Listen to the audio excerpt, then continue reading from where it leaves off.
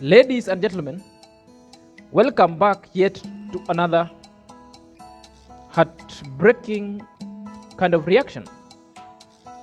Guys, if you want to know the kind of theft and burglary which was meted at Ayamara's place, was supported, pre-planned, choreographed, and its main reason why it was choreographed and pre-planned, and its main reasons why it was done so, it is because of sabotage of Amaro big time. So the time and event has just proven me right. This is the things that I've been saying along this YouTube channel. It is nothing to smile about. There is nothing to support over here. But anybody supporting a theft, if you're a sympathizer of a theft, that simply means you are a thief. And a thief has got only one name, Makio. You know, the main aim of this reaction was just to come out and point fingers where they're supposed to be. No going about the bush. Guys, if you're coming across this video for the very first time, kindly take a minute or two, subscribe to my YouTube channel. To my returning subscriber, may God bless you abundantly. So let's dive in after the break. Welcome back to my YouTube chit chat. This is my YouTube channel and my name is SnrZack. Guys, in this video, we are going to unearth the reasons why theft took place at Marwa. Why it was deemed fit by other people to celebrate such kind of issues. We are going to unearth because there are other quarters who are up enjoying and up in ululation about what has befell Marwa. You know, and there are some quarters who are now supporting and justifying this kind of heinous act of theft. Are you there? We are also going to unearth how these things were pre-planned and how the favorable conditions or a viable condition or environment was created to actually be possible for that kind of theft or burglary to happen. Guys, we are also going to take security measures and advise Marwa going forward how he can make sure his own security and that one of his property are well safeguarded going forward. Guys, to unearth that there existed the pre-planned and pre-arrangement and choreographed plans to create a viable environment to sabotage Marwa through theft and burglary. Therefore, watch this clip and listen keenly to Steve J1. But Brian would be left sleeping. Then one day I confronted him. I told him, Brian, let me tell you something. If I ever hear anybody say that they have lost something in this bedroom, mark you, I'll be on your back. I'll be on your case like serious. Then he asked me, why do you think I'm a thief? I told him my instincts don't lie to me.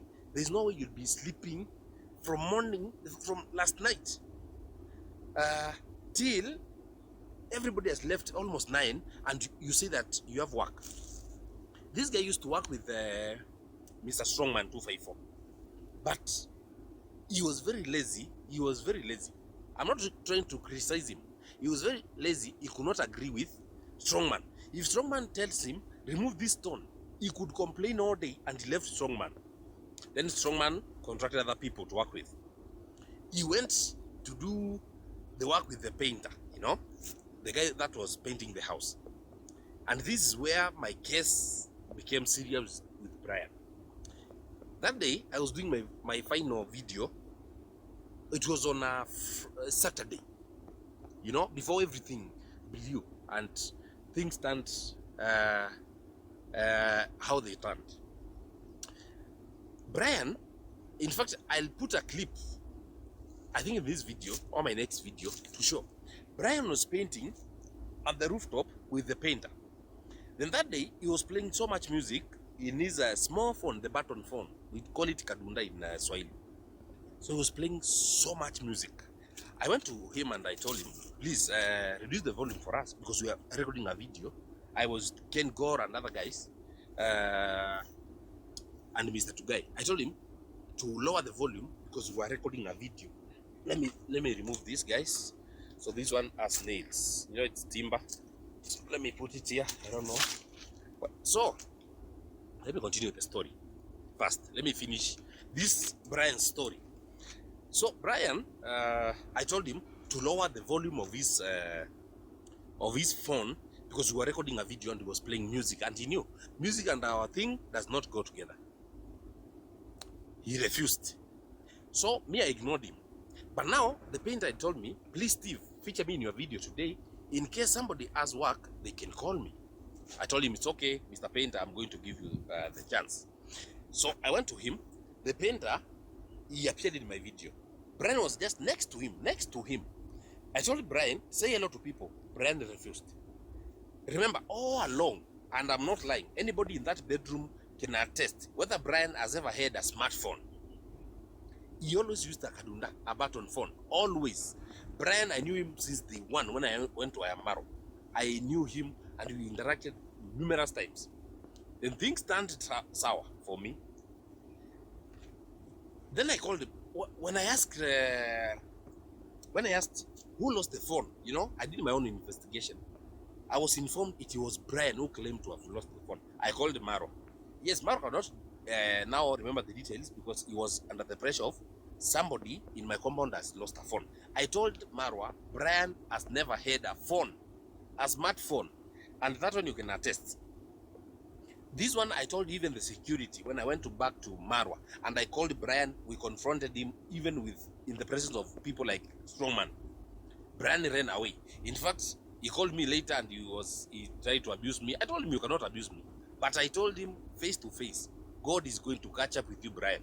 Trust me, you cannot bring Steve J1 down and God leaves you alone. So he told me there is nothing that will happen. In fact, we had some exchange and I told him, me, I'm very serious. Brian, you never had a phone, and if you had a phone, I can give you mine. If you lost a phone here, I can give you mine. If you lost a phone, God is going to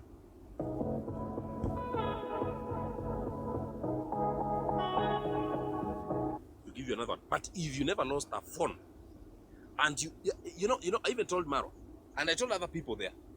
I even did an interview with Cyprian TV, and I told Cyprian to call Brian in that interview. And if Brian lost a phone, I'm going to give him 10,000 there and then.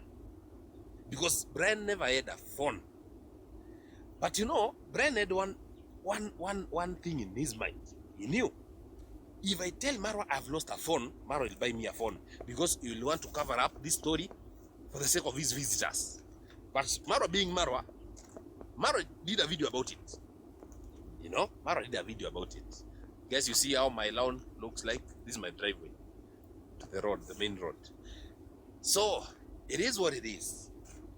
Now, Brian, things stand against him. You know, I don't want to speak with a lot of finality or confidence, but I want to say this.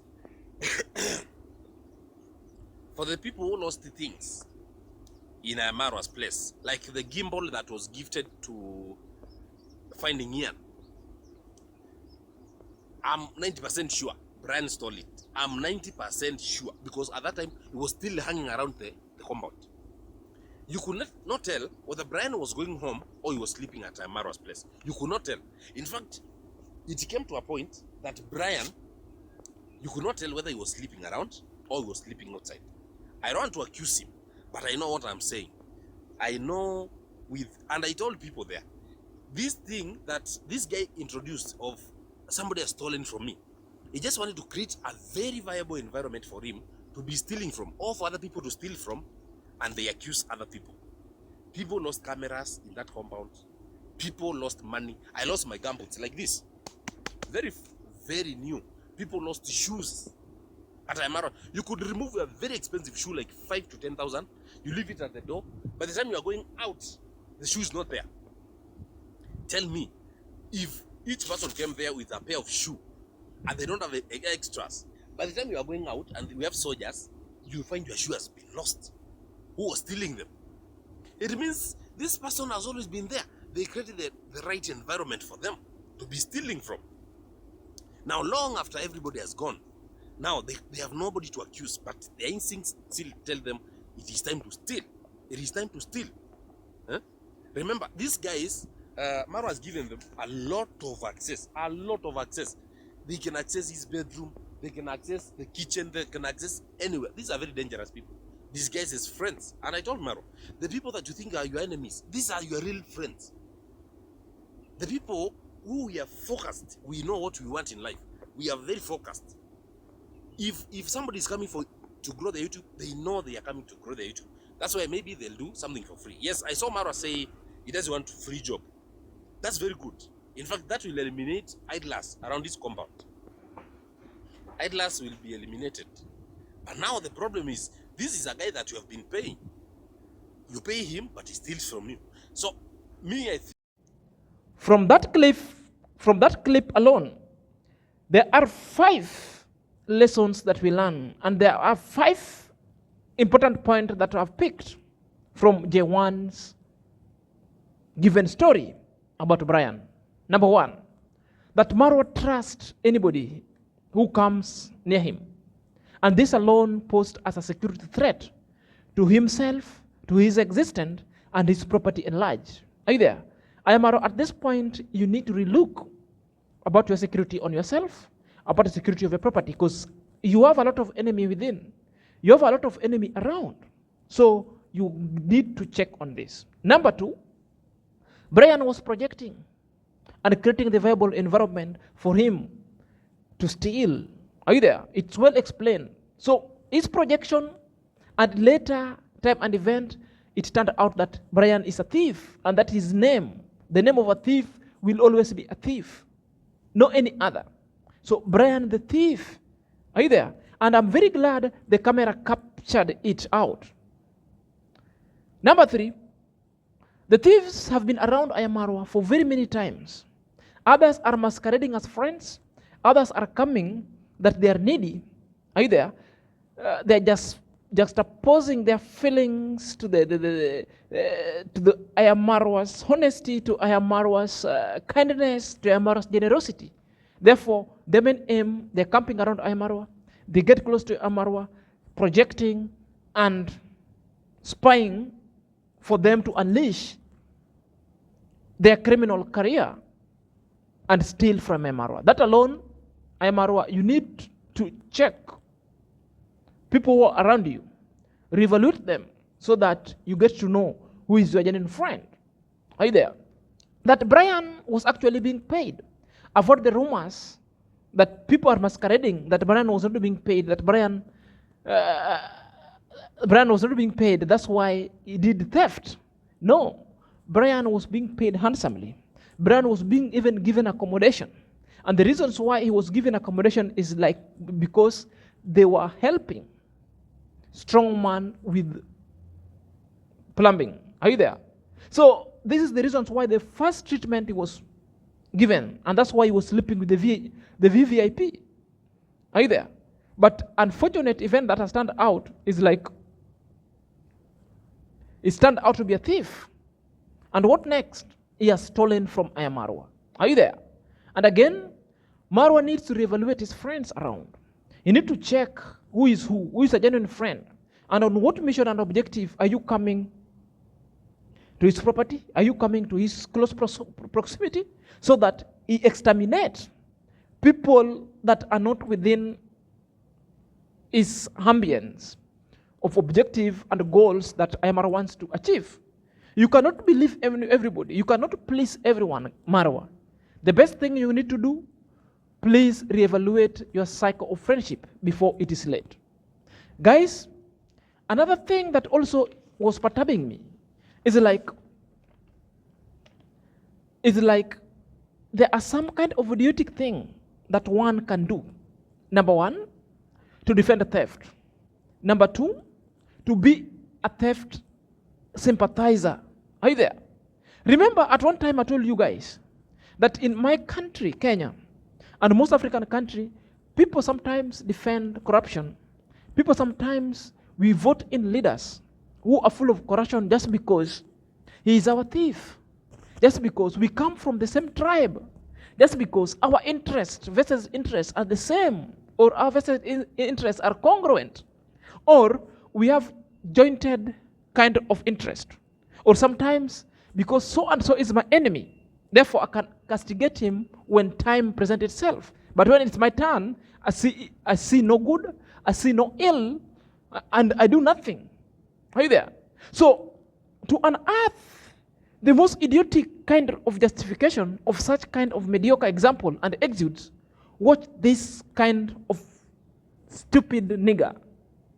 Machine is and the generator is because I don't know, it was in generator, but in the machine that was inside the borehole, the pumping machine, is that Marwa does not pay them. Marwa does not pay those people. Starting from itsnasto, who is working at the fish pond, comes to all people who are working around. Sagati, who is cooking, Priska Sagati, who is cooking there. I don't know. Marwa does not pay those people actually. It's only that it's hard for them to come out and speak out to other people and tell them that Marwa does not pay us, or they know in trance maybe those people will take them back, will take the words back to Marwa, and they will not be allowed to be in the villa anymore. So that boy who picked, he didn't steal it. He picked the machine in return of the repay, because the man does not pay.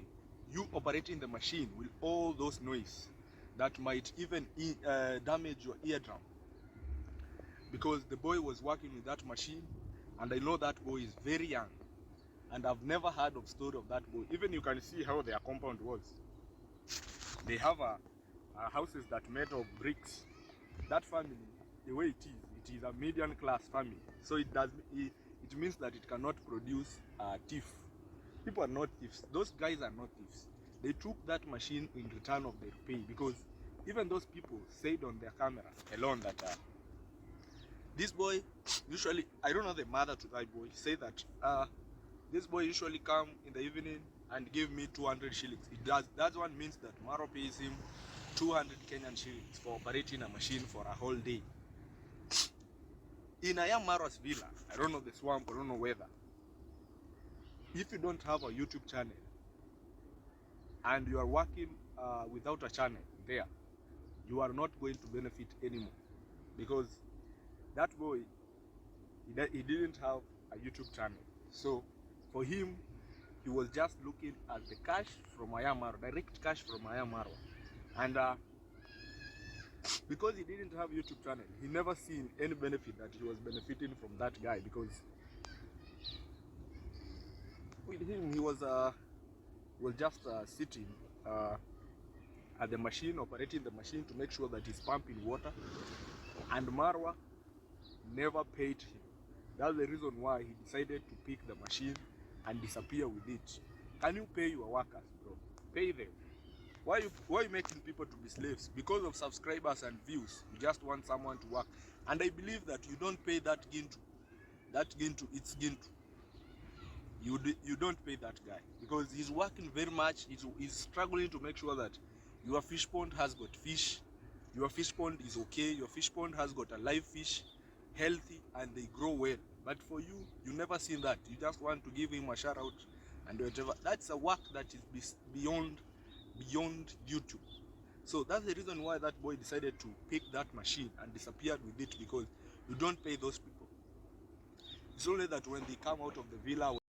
From that clip, the kind of explanation, it's a kind of an idiotic and a mediocre kind of defense of theft. In short, the guy is just promoting vulgarism. He's just promoting theft.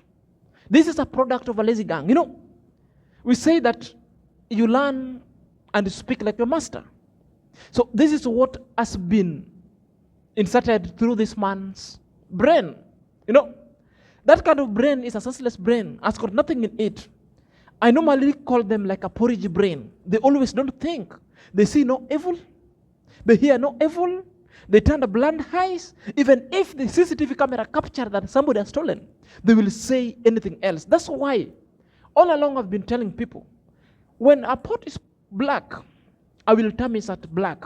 When a pot is white, I will say it's white. I won't point a black pot to be white. I always want to engage myself into a constructive criticism. A criticism that is so prudent, a criticism that is that is not mediocre. But this kind of idiotic and mediocre kind of argument proves that someone is so dim-witted and is a kind of a repugnant kind of exude. Don't fall for it. Either. Number two, such kind of exudes confirms that the theft were planned, the theft were arranged, such that after Brian shall have stolen, therefore they will come with a justification that Amara is not paying Brian, so that Brian decided to go and pick. Brian never picked anything. Brian broke into Amara premises, jumped through the wall, stole it at night. There's a difference between picking and stealing. This is a theft. So if you're promoting theft, justifying theft, and defending theft, therefore you are a thief yourself. So a thief, stop twisting words. Stop all your mediocre thinking and idiocy. So you are. So the best thing you do, go get busy with books. By now you should be attending lectures. Are you there? I wonder. You cannot think. These are the people who only live for handouts. These are the people who will only tarnish other people's name just because they have been given some handouts here and there. These are the village stooges that even school will never help them. They will still remember the same. Such kind of a silly and a mediocre argument. Number three, Brian is on record. And the record has it, even is from the police, who said that the record that Brian at one point has been taken to the police for having stolen a motorbike. And when the house was being ransacked in and out, indeed, the stolen motorbike was found in Brian's home. So the thieves are defending their own. That one is confirmed. Are you there? It is confirmed. So you cannot come here and telling that I am was not paying Brian. That alone is a defamation, because you are speaking and vexing on things that you don't have a tangible evidence. And giving such kind of protection is so repugnant.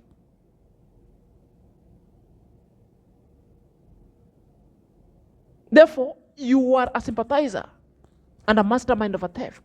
You are abating a theft. That is what we call the flagrante delicto in law. Flagrante delicto, it's whereby you see a crime, you do nothing. You escort a crime, and you do nothing. You see no evil in that crime, you do nothing. You cheer up a crime, defend a crime. Therefore, you are a partner in a crime. Therefore, you should be sued under the penal code, what we call the flagrante delicto. That's a fact. This is my advice to Amara going forward.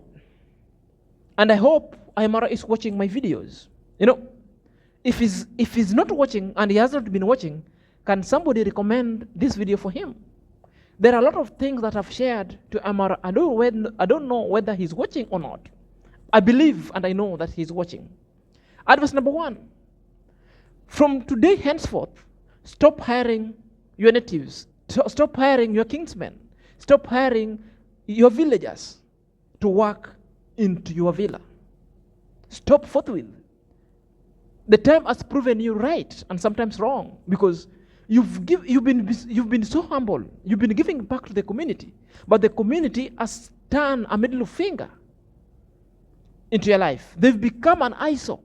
They've become an earsore, that all that they can exude after such kind of help is to badmouth you, is to taint your name, is to come and also prearranged, confirm, and actually met